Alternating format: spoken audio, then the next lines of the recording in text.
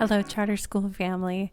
Have you ever wondered who the people are behind the pacificcharters.org emails? Well, so have I. Welcome to the podcast where we meet the teachers, site and program leads, human resource specialists, directors, IT specialists, tutors, and every other member of this PCI family. Pacific Charters is made up of 6 unique schools and growing in California. We have over 3,500 students, so many parent and guardians, educators, and administrators. It takes a village to ensure our students have a personalized pathway to academic success. Let's meet the village. I'm your host, Rebecca Dietrich, and currently the site lead at Rio Valley Charter School, Broadway. Each episode, I will have the opportunity to interview members of the Pacific Charters community. Come along with me as we say, hello, PCI. Good morning and welcome to Hello PCI. I am here with Rebecca Leader and Sharon Council from Heritage Peak. Can you guys tell me a little bit about who you are and what role you play at PCI? Hello, this is Sharon. I do want to say this, that my name will be changed to Sharon Shaw. So, hello everyone. I'm currently a program leader for our Region 3. We have homeschool families, and currently we do have some independent studies families, but we're not enrolling any new independent students. So I really enjoy what I do, working with the Heritage Peak families in the different regions, and I'm glad to work for PCI. Thank you. And I'm Rebecca Leader, and my name is also changing. By the time everybody probably hears this, it'll be Rebecca Anderson. So that'll be my new last name. I came to PCI in 2009, and I think about 16 years ago, and me and a few other people met with Paul, and he asked if we were interested in starting a West Sacramento branch of Heritage Peak, and we said yes, and so we did. We worked on that, and I was there for 10 years. And then that's where I met Sharon. Mm-hmm. Sharon was a part-time teacher, and I think initially I was a part-time teacher, and then I went back and said, you know what, I'd rather be full-time. And origin story real quick, at the time I was working for Options for Youth, and I wanted to work closer to home. I wanted to give back to my community and be an educator in our area, and there was a position there, and that's when I applied, and I was able to meet a lot of my team members that I'm still working with today, but Rebecca was one of them, and we actually live near each other as well. We didn't know that. Perfect. Yeah, and I think we both recognized initially, like, Sharon's a worker, she gets things done, she's solution-based, and we just gelled right away, and we sort of just took the reins and created programs and initiatives, and we just sort of ran with it. So that's really how we came to be friends and colleagues, and then I went to Rio Linda to become the site leader, and then I think 2 years later you became the site leader of West Sacramento. Yeah, because I think initially when the position was opened, we just assumed Rebecca was going to be, and I was excited. I was like, oh, it's going to be amazing, and we're going to have Rebecca, and I know how she works and her philosophy on things. And then when she told us she was going to be the program leader for Rio Linda, Plot twist. I was like, what? And then we were fortunate enough to work with Mr. Mbanta. And he was just a great leader, and I learned a lot from him and Rebecca. And I think when the position came open, I was like, you know what, I think I'll try to apply and see how it goes. So, yeah. Mm-hmm. Very good. So when you both began, then you were both teachers at Heritage Peak before site leads? Yes. Mm-hmm. Yes. Right. Very good. And so 2009, also 2009? No, I came in 2017. Okay. So I started in 2017, the spring semester. And having that background at Options for Youth when it comes to compliance, work samples and so forth, I thought, oh, okay, I have it pretty dialed in. But I understood that Heritage Peak, the process was different. And so it was a learning curve for me in regards to the independent study side of it. And it was always something new. So that's what really drawed me in, and just working with these students, primarily middle school and high school students, just understanding that they were looking for something different. The traditional setting wasn't helpful for them, and they just needed more of an in-person, one-on-one based teacher to work with them, as well as the classes that we offered small. And it was just really interesting in seeing this educational setting really thrive for students who really needed it. Because I came back from a traditional setting as a middle school teacher in Atomas, and I coached basketball. So transferring to this type of educational setting, it took me a bit to grasp, like, okay, this is really individualized educational plans for all of our students. So it was pretty awesome. Yeah, you don't need to have an IEP to have an individual plan. Every student gets one. Yeah. You get to know everybody really well, right? And really see what they need. I mean, so you came out of a traditional middle school classroom and then Options for Youth and then Heritage Peak. And where did you come from before, Rebecca? So this is a second career education. I actually practiced law before. I didn't practice law. Excuse me. That's a miss. I don't want to get myself in trouble. I went to law school and graduated, and then I clerked for a judge for workers' compensation in Pennsylvania. And then we moved here, had kids, and I thought maybe I'd go back to it. And then as the kids got older, I was like, no, I don't want that much of a commitment. I want to be home with the kids. And so that's how I got kind of into education, because I was always at their school anyway, helping and volunteering. And I was the person who, if you had asked me in college, like, in fact, I have an English major, but not an English teaching major, because I was like, I do not want to teach, not interested. All right, and everybody said, you'd be great. I'm like, oh, no, that is not for me. I'm career oriented. But once I had the kids and started volunteering, I'm like, okay, I actually enjoy this. I had fun. I was there all the time. Then I started subbing, went back and got my credentials and my master's. And that's kind of how I ended up back in education. And then I worked for another charter for like 6 months, and then here. So I've pretty much been Heritage Peak my whole teaching career. Nice. Wow. Really neat. Yeah. Wow. Well, I'm going to go on to one of my questions I have for you too, and I will be asking this of most of our podcast guests. So I've got the mission of PCI is to empower students to take charge of their education by connecting their individual needs and interests to a rigorous learning plan, thus creating self-motivated, responsible citizens, critical problem solvers, and lifelong learners. And I think you both kind of touched on the fact that we do that already, right? We have that individualized learning plan. How do you see your role specifically as program leaders building into that mission? I do feel that having the teaching background in our model is extremely helpful. I really see my role as more coming alongside my team rather than directing my team of the teachers and the staff. Like, I feel like we are just part of one team, and we problem solve and we move forward. And I see my role as being able to create an environment for teachers and for families and for students where they can thrive. Like, that's what I see my role as: removing barriers, providing opportunities, and thinking of new directions and initiatives and strategic planning. But I really see myself as like part of a team. That's a really good answer. Just to perhaps even piggyback on that, just being supportive to our families, because they came to us looking for a different educational setting for their student. Empowering our teachers to provide that support of, this is a new way of learning, you can have all these opportunities. It doesn't necessarily mean you have to be in a brick and mortar sitting at a desk for 6 hours a day, because we're in the 21st century. Career and college readiness looks different for everyone. And how are we going to best prepare these students? And so we have a lot of opportunities to go out in the field, to have our field trips, to have mentors, to have them come to us as well, like anyone in the community. So there's a lot of opportunities for students and even teachers to really have that real world experience and relevance, because a lot of our education for our students that want to find some value, they want to see, like, what is the relevance? What am I going to do with this math class? How am I going to incorporate this in my life? And I think we're really trying to showcase, like, these are some ideas, and here's the curriculum. If this curriculum didn't work for you, let's look into something else. Thank you.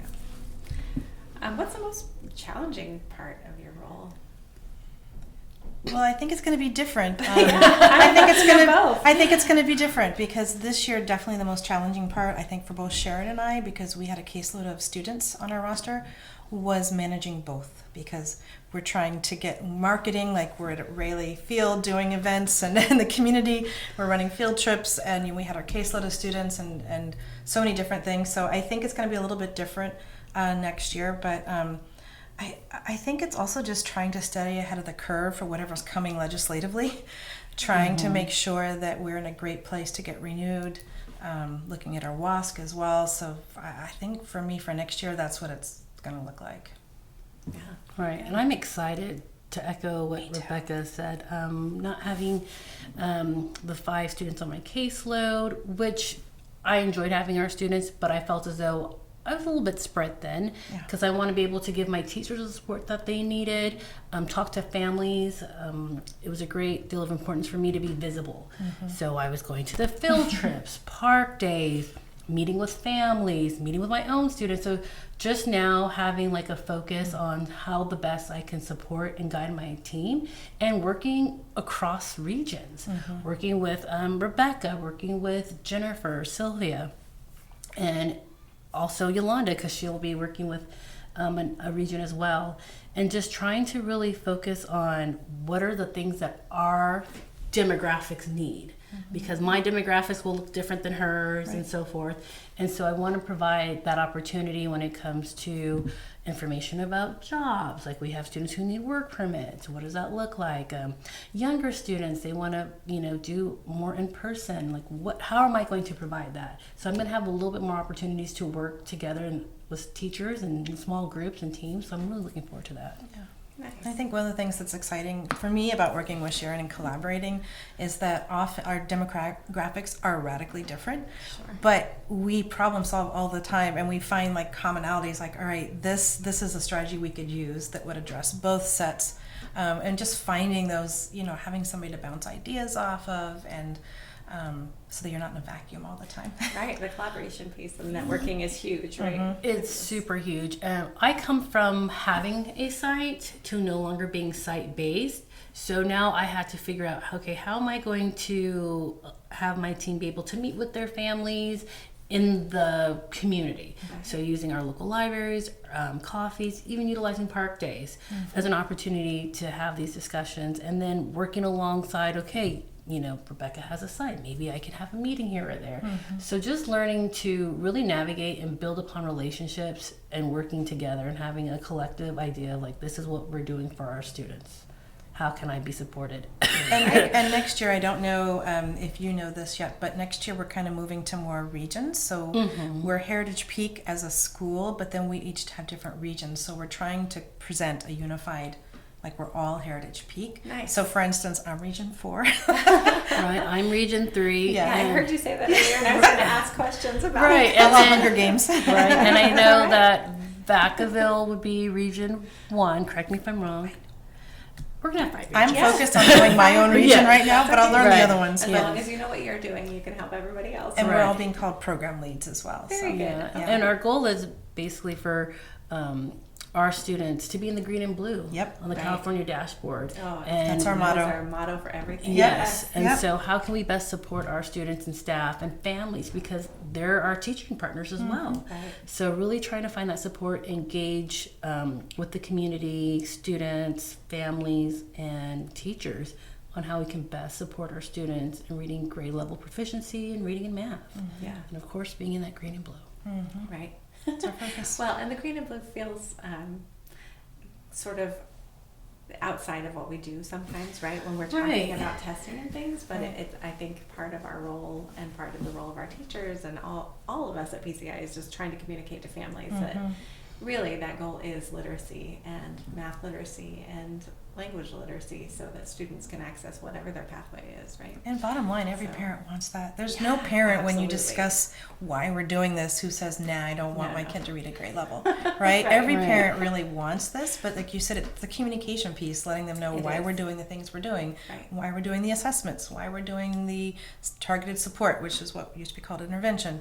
So I think it's communicating to families because they want this, they want the best for their kids, just like we do. Right. I mean, just in education, you want every student to succeed.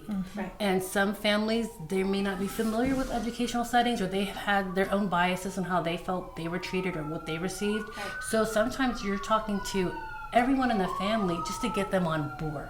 So that's been the biggest push sometimes, and really honing into that relationship base. Because once you foster that relationship with the family, they're going to work with you, you're going to partner with them, and we both have this goal in having your child succeed. Yeah. Right. Well, and it's such a neat opportunity to connect with families, to show parents and guardians that education has changed, right? There are traditional schools that may look like where you remember and where you have your own traumas from and your education trauma from, but that's why you're choosing us, right? And the way you're different in the way that you're teaching your own student. It's just very neat. So I'm going to shift a little bit, and with that, I guess it's a good segue to what did your own education look like growing up and after high school? Like, did you plan to be a teacher? It sounded like maybe Rebecca did not. No. But, did you go to a traditional school? What does your education look like? And you can start at any point within it. You can start at kindergarten, you can start at high school, wherever you want to. So I actually started traditional, and it was here in Sacramento. That I started, and then we moved around a lot. So it was San Diego, it was Laguna Niguel, it was, I don't even remember the different places, and then it was Pennsylvania, very, very small town, where everybody had grown up together since preschool. So I've had a lot of varied experiences, and then I went to a traditional, we call it a private Christian school, where I was the graduating class of one. So it went from like a really large public school to a very small private school, and then I went to a private college, and then law school, and then national, which was online, for my teaching credential, and then also my admin services credential. And now we have just cleared our admin services credential through the Ventura County Office of Education. Work. So yeah, that's always learning. And I'm hoping that's like roughly it for the formalized part of it, but we'll see. Good. For my education background, my father was in the military, so we moved around a lot. It wasn't until we got to Fort Ord, which is no longer a base, is now housed by California State University, Monterey. And so I grew up in Salinas, and Salinas is basically a large Latino population. And so when I started my primary grades, we were already doing dual immersion, because my first grade, it was taught in Spanish and English. So probably first through third grade, I spoke Spanish. I'm just learning this about Sharon. But when I moved on the other side of Salinas, we didn't have schools that practiced that. And so I wasn't practicing Spanish, which I probably could have, but I was not. And so I lost speaking, but I could read in Spanish and sound fluent. High school, I was very sports oriented. I really didn't think about college. I just loved playing sports. And I thought, okay, if I'm going to go to college, I'll be a PE teacher because I love sports. And then after I graduated, went to junior college, transferred to Sacramento State, and I was thinking, you know what? I'm going to be a teacher. I'm going to be a PE teacher so I can coach basketball and track and field. Okay. And once I graduated, I'm like, I'm going to teach social science, got a job, middle school, coached basketball, had a family, and then decided, okay, I'm going to be a stay-at-home mom, and got the opportunity once my daughter was in kindergarten to go back to teaching. And then I realized, you know what, I need to develop some other skills. So I went for my master's, got my admin, and so here I am now. Here we are. Yeah. It is a forever learning, right? We start when we're young, and that's what we're trying to do, build these lifelong learners. We're modeling it for them. That's right. Let's see. If you could give one piece of advice to a student, what would it be? Someone who's trying to be a lifelong learner. It sounds very, very basic, but I think just be resilient, and there's no wasted experiences. Like, there's no wasted education, no wasted experiences. They all build. Okay. I'd probably say to a student, don't be, no fear. Because I think a lot of times in education, you have the fear of, I'm not going to pass this class. And that's the time where you're going to make your mistakes and have failure. And I think as a society, we really put this emphasis, if you fail, you're not going to grow from that. When you actually are, because you're learning from your mistakes. So don't be afraid to fail. It is a learning opportunity. And if you think about once you start in kindergarten, like, okay, in kindergarten, you have this playtime, social time, and you're being creative. But each grade level that we step up, the creativity is getting smaller and smaller because now you're practicing these standards. You need to have understanding of this and that. So imagine you're junior, you're like, oh, you know what, we're going to be creative, do what you need to do. It's going to be scary because you're not told or practiced that anymore. In kindergarten it stops, and now we have to just make sure you're the best, do your best, we're grading you, assessment, and so forth. So then a lot of students feel this pressure. So just don't be afraid to fail. It's a learning experience. It does not equate to you being bad or not understanding or not able to do the work as others. It's just going to look different, and that's fine, and that's okay. I like that both of those really went together. Right? Don't be afraid and be resilient. Keep trying. Right? Exactly. I used to tell my students in the classroom that FAIL stood for first attempted learning. Right? I like that. So I had that on the wall, and I think it's something we all really try for our students is just keep trying. Right? You're learning even if it's labeled failure on a piece of paper. That doesn't mean anything. Right? What are the successes that you've gained from that experience? Right? For Like sure. you might have to take that driving test more than once, and it's You're okay. right. It's It'll okay. be a funny story later on. It will be. And I think, we're just driven to do it correctly the first time. Right. There's not a lot of growth in that. No, there's not. There's not a lot of growth. And that, that's difficult. What would you give a piece of advice to a fellow colleague? And maybe for this, let's think about someone coming into PCI. What would you advise them? I think one thing that's been sort of our mantra at our PLCs the last couple of years is keep it solution-based. And I know Yolanda sort of laughs at this, but if you want to vent and you want to have like just a session where you're just endlessly complaining, put that in your diary at home. But when you're here, we have limited time and resources. It is solution-based. Like we are moving forward, and you're going to have all the support you need. Like there are people at every level in PCI, right? New people who've been here a long time, and everybody's willing to help support. But you have to be solution-based. I like it. I wrote it down. I remember. Right. And I think when I was doing my PLCs, talking with Rebecca, I've been put that in our PLCs because you want to cultivate this culture of, being able to share ideas, but also maintaining on the focus. Because we can go down a spiral and it can get ugly.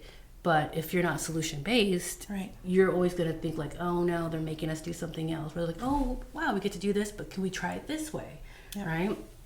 And so I think that's really important. And also just making that communication to your team members. Because being in this field, you can work by yourself individually. But it's going to be so productive if you're able to work with others. And just have that positive outlook on things, even though it looks hard because this is brand new. Because I know I was in those footsteps of starting this. I was just like, oh wow, I have to do this curriculum from K through 12. That could be daunting, but just having that opportunity to be open, ask questions. Don't be afraid to ask because you think you're bothering someone. That's what a lot of I think colleagues said when they first started. Well, I didn't want to bother you, and I'm like, this is how you're going to get the answers. You want your students to ask questions, right? You need to ask questions. And then also being in that environment, this work culture is, making sure you develop those relationships. And also, and I've said this, like, I think it's important in our culture, our work culture, is to have that positive, solution based, but also conversations matter as well. Emphasizing like no low level conversations. Like how's this going to be productive? If you're saying one thing about, well, I don't know if the teacher's teaching this right, but well, that's a low level conversation, and that can spread and cause like an infective type of behavior in the work culture. So I really thrive on just being positive. If there's something that you have with the person, conflict is okay. Have that conversation, but I definitely do not want to hear low-level conversations. We should have high-level conversations and how we can support each other. And I think the other thing to add if you're talking to a new PCI employee is that these are safe spaces to say things, right? You can say something that might seem like really kind of crazy or just like negative, but and you can talk to us, right? And say like, okay, well, that's something that's not really solution-based, but I'm hearing you. You have to also listen and hear, right? If they're overwhelmed, they do need that moment to just tell you how they're feeling, but it needs to be a safe space so that now you're not sort of judging that person as, ooh. Well, and you for know. somebody new, being able to say, like, let's find a solution Yes. together, right? Yeah. I know Right. this is overwhelming. And I tell the teachers all the time, you guys, they're so smart and they're such hard workers. Like, you can find these solutions. Like, most of the time they find better solutions than what I would have suggested. And most of the time I'm just trying to get out of the way, because what I've thinking, beforehand, I'm like, oh, I know how we could do this. And then when I open it up without me interjecting, it's like, oh, I didn't even think about that, but it's 10 times better than what I would have come up with on my own. Sure. So I feel like also enabling those teachers to see, like, they have that agency and ownership to find the solutions on their own. They're smart. They're hard workers. Right. And I think also too, like, finding that opportunity, because those teachers who are not at a resource center, how do you find that collective, like, group, that community? And so trying to find time and space for that, and also providing what our norms look like as our Region 3. Like, what do our norms look like? And I want to be able to have all my team members be able to share and also facilitate. Because like you said, they're all smart. You all have degrees. You all know what you're doing. And I'm not the smartest in the room. I'll tell you that right now. We just need opportunities to showcase. Exactly. That every day. Everyone comes with something to bring to the table, and if we all bring it together, wow, look what we can build. This is such a great idea, like, Rebecca, you providing this, and so forth. So it shouldn't be like, I'm the administrator, I know I don't. Yeah. This is a shared opportunity for us all. Let's, it's your turn to facilitate. What supports do you need? How can we, support you? So. Very nice.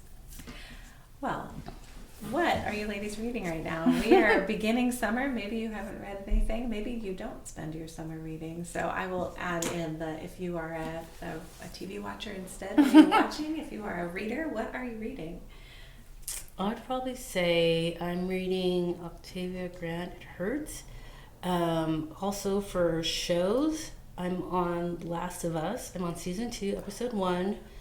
My daughters already finished it, and they need me to catch up so I can talk to them about it. So I'm like, I've got to find You time. have time to catch up now. Yes. Yeah, I do both. I love to read, but to be honest, during the school year, I don't usually read a lot for fun because I spend so much time reading for work.